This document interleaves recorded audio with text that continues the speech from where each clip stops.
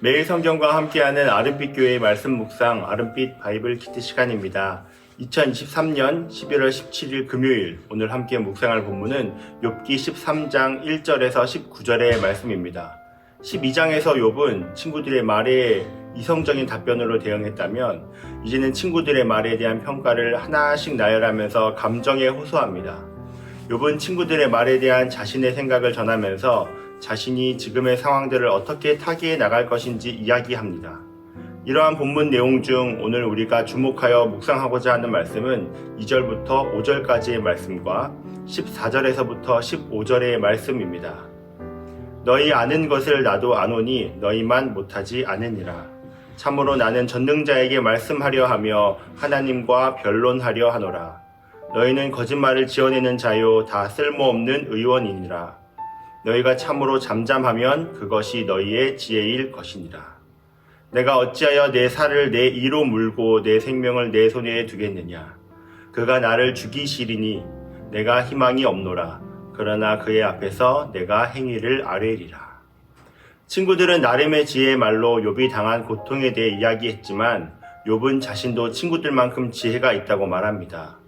욥은 친구들의 지혜는 과거로부터 내려왔던 규범에 불과하고 더 나아가 친구들이 거짓말을 퍼뜨리는 자들이고 쓸모없는 돌팔이 의사라고 직격합니다.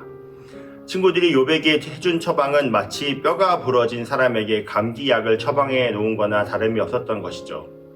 욥은 친구들에게 차라리 말을 하지 않는 것이 지혜로울 것이라고 말합니다. 잠언 17장 28절에선 이렇게 말하고 있습니다.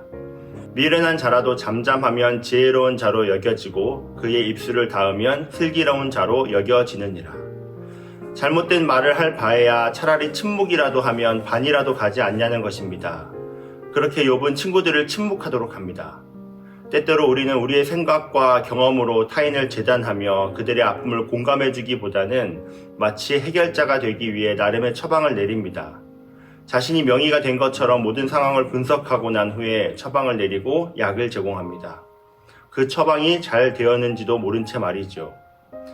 잘못된 처방은 환자에게 더 큰 화를 불러온다는 것은 우리 모두가 잘 아는 사실입니다. 제 아내의 이야기를 잠시 나누어 보면 제 아내는 둘째 아이를 임신하고 있는 중에 복부에 통증이 있어 내과를 방문한 적이 있습니다. 당시 의사 선생님께서는 임신 중에 복부가 아픈 것은 위경련일 것이라고 말씀하며 그에 대한 처방을 내리셨습니다. 하지만 위경련 처방에 맞는 약을 일주일간 먹고 나서도 위경련은 좋아지지 않았습니다.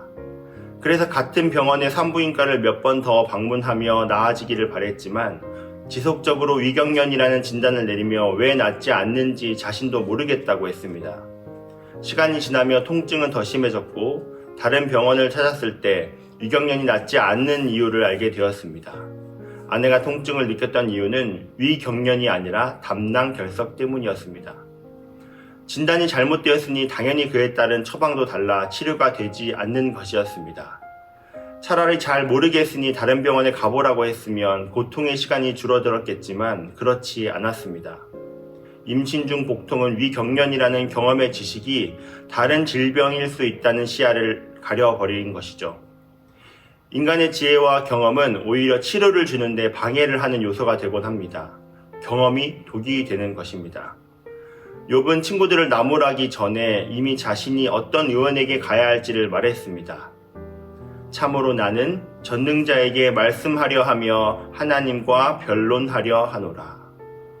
우리에게 고난이 닥쳐와 심지어 하나님께도 원망의 마음이 들 수밖에 없는 상황이 올 때 우리는 내 옆에 보이는 의원에게 찾아가 한정된 경험과 지식에 갇힌 진단과 처방을 받을 것이 아니라 전능자에게 찾아가 완전한 진단과 처방을 받아야 합니다.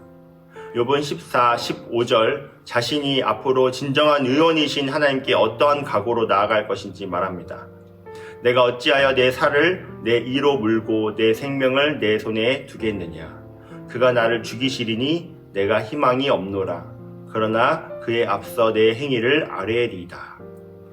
욥은 죽음을 무릅쓰고 하나님께 직접 나아가기로 결심합니다. 그것이 자기 살을 뜯는 자해와 같더라도 해보겠다고 합니다. 욥은 친구들에게 잘못된 처방을 내릴 바에야 차라리 입을 다무는 것이 낫다고 말한 것처럼 자신이 하나님 앞에서 잘못된 이야기를 한다면 하나님이 자신을 침묵시킬 것이라고 말합니다. 우리가 지금의 상황을 타개하도록 붙잡아야 할 분은 결국 하나님이십니다. 우리가 사생결단으로 나아가야 할 곳은 자신의 경험 안에서 진단과 처방을 내리는 사람이 아니라 우리의 진정한 치료자이신 하나님 앞입니다. 하나님만이 우리의 진정한 의원이시고 치료자이심을 고백하는 아름빛교회 성도님들이 되시기를 축복합니다. 그리고 지금도 우리의 곁에 고통받아 신음하고 있는 사랑하는 이가 있다면 이들에게 나의 지식과 지혜를 전달하며 치료를 하려고 열심을 다하는 의사가 되려고 하기보다는 고통받는 이 옆에서 묵묵히 그 아픔을 들어주고 의사에게 안내해주는 간호사와 같은 존재가 되기를 소망합니다. 우리는 모두 치료하는 의사의 능력은 없어도 진정한 의원이신 하나님께로 나아가도록 돕는 간호사처럼 아픈 자들의 이야기를 들어주고 하나님께 안내해준 역할은 감당할 수 있습니다. 현재 어려운 고통의 순간에 답이 보이지 않을 때 과연 하나님이 고통을 해결해 주실까 하는 그러한 의심을 가지고 있는 이들에게 세상 그 어떠한 현자의 지혜나 경험이 우리의 해결책이 아니라 유일하신 전능자이신 하나님의 지혜가 그 어떠한 것보다도 뛰어남을 전하며 우리가 처방받고 치료받아야 할 분은 전능하신 하나님이시라는 것을 전하는 우리가 되기를 축복합니다. 다 같이 기도하시겠습니다. 하나님의 어리석음이 사람보다 지혜롭고 하나님의 약하심이 사람보다 강하니라. 모든 이름 위에 뛰어난 이름 하나님 아버지 감사합니다. 오늘도 말씀으로 하루를 살아가게 하시고 그 말씀이 우리 마음 가운데 심기어 말씀의 능력으로 새로운 시작을 감당하게 하신 주님을 찬양합니다. 주님, 우리는 우리의 생각과 경험의 틀에서 벗어나지 못해 나의 생각과 경험으로 고통받는 이에게 어리석은 처방을 내렸음을 용서하여 주시옵소서. 나의 생각으로 타인을 치료하려고 하는 나의 교만함과 연약함을 내려놓고 우는 자를 위해 조용히 기도하며 그들이 완전한 치료자이신 하나님께 나아가도록 돕는 동역자의 삶을 살도록 인도하여 주시옵소서. 지금도 깊은 터널을 지나고 있는 성도님들이 계시다면 완전한 의원이 되시는 주님께서 친히 그들을 만나주시고 누구도 할 수 없는 참 평안으로 위로하여 주시옵소서. 우리 다음 세대들을 위해서도 기도합니다.